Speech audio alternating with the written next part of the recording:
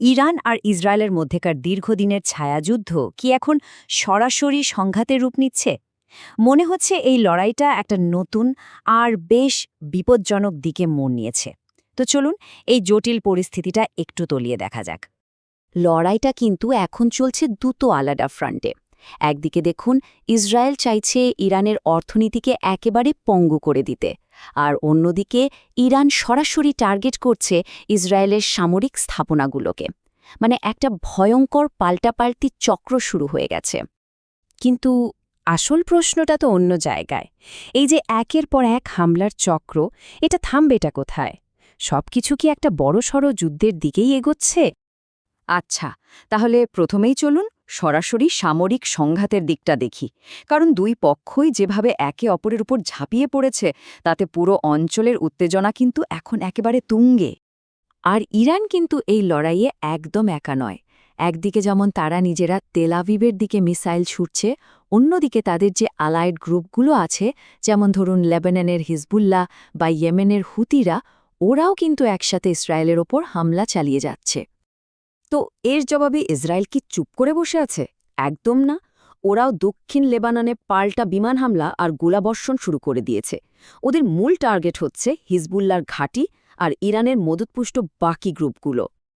তবে এই যুদ্ধটা কিন্তু শুধু মিসাইল আর ড্রোনের না, এর আর একটা বিশাল ফ্রন্ট আছে, আর সেটা হলো অর্থনীতি।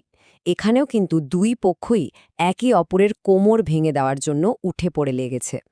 শুধু এই সংখ্যাটা একবার দেখুন, 70%।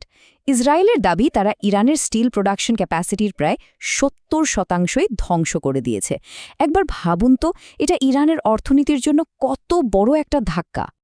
আর ইসরায়েলের টার্গেট যে শুধু স্টিল ইন্ডাস্ট্রি তা কিন্তু নয়, ওরা ইরানের রেভিনিউর একটা বড় উৎস। মানে ওদের পেট্রোকেমিক্যাল প্ল্যান্টগুলোকেও ছাড়ছে না। এমনকি খবর আসছে যে ইরানের বুশেহের নিউক্লিয়ার পাওয়ার প্ল্যান্টেও নাকি হামলা হয়েছে। আর এই যে সংঘাত, এটা এখন আর শুধু ইরান আর ইসরায়েলের মধ্যে সীমাবদ্ধ নেই। এই আগুনটা এখন আশেপাশের দেশগুলোতেও ছড়িয়ে পড়ছে, আর তাতে পুরো সিচুয়েশনটা আরও অনেক বেশি জটিল হয়ে যাচ্ছে। মানে বিষয়টা এখন একদম জলের মতো পরিষ্কার। এই লড়াইটা আর দুটো দেশের মধ্যে নেই, এটা একটা রিজিয়নাল কনফ্লিক্টে পরিণত হচ্ছে। আর অন্য দেশগুলো নিজেদের ইচ্ছা না থাকা সত্ত্বেও এর মধ্যে জড়িয়ে পড়তে বাধ্য হচ্ছে। এই টেবিলটা দেখলেই বোঝা যায় পরিস্থিতি কতটা সিরিয়াস। কুয়েত, সংযুক্ত আরব আমিরাতের মতো দেশগুলো এখন সরাসরি অ্যাকশনে নামতে বাধ্য হচ্ছে। নিজেদের আকাশসীমা বাঁচাতে ওরাও কিন্তু মিসাইল আর ড্রোন ধ্বংস করছে। এই যে চারদিক থেকে হুমকি বাড়ছে, এর জবাবে ইরানও কিন্তু বসে নেই। ওরাও একটা নতুন খুবই অ্যাডভান্সড এয়ার ডিফেন্স সিস্টেম বসিয়েছে আর ঘোষণা দিয়ে দিয়েছে যে তাদের আকাশসীমা এখন পুরোপুরি সুরক্ষিত।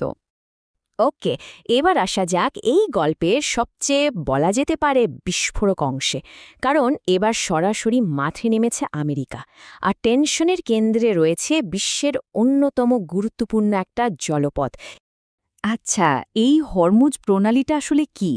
সহজ কথায় বললে এটা হচ্ছে গ্লোবাল ট্রেডের একটা আর্টারি বা ধমনের মতো।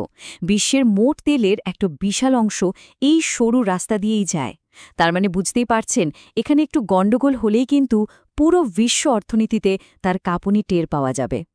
পরিস্থিতি একেবারে চরমে ওঠে ঠিক তখন যখন আমেরিকা ঘোষণা করে যে তারা ইরানের নিহত জেনারেল কাসেম সোলাইমানির আত্মীয়দের আটক করেছে। এটা ছিল আমেরিকার দিক থেকে একটা সরাসরি উস্কানি, যা ইরানকে ভীষণভাবে খেপিয়ে তোলে। আর এরপরেই আসে ফাইনাল ওয়ার্নিং। আমেরিকা ইরানকে স্রেফ ৪৮ ঘণ্টা সময় দেয়। ভাবুন একবার, মাত্র ৪৮ ঘণ্টা। এই সংখ্যাটাই বুঝিয়ে দিচ্ছে চাপটা ঠিক কতটা মারাত্মক ছিল। মার্কিন প্রেসিডেন্টের বার্তা ছিল একেবারে সোজা সাপটা আর কঠোর। ইরানকে হরমুজ প্রণালী খুলতেই হবে, না হলে ভয়ঙ্কর হামলা হবে। এটা তো সরাসরি যুদ্ধের হুমকি, তাই না? আর এই হুমকির জবাবে ইরানও কিন্তু এক পাও পিছিয়ে আসেনি। তাদের মিলিটারি কমান্ড থেকে পাল্টা জবাব আসে, আমরা এই অঞ্চলকে আমেরিকা আর ইসরায়েলের জন্য নরক বানিয়ে ছাড়ব।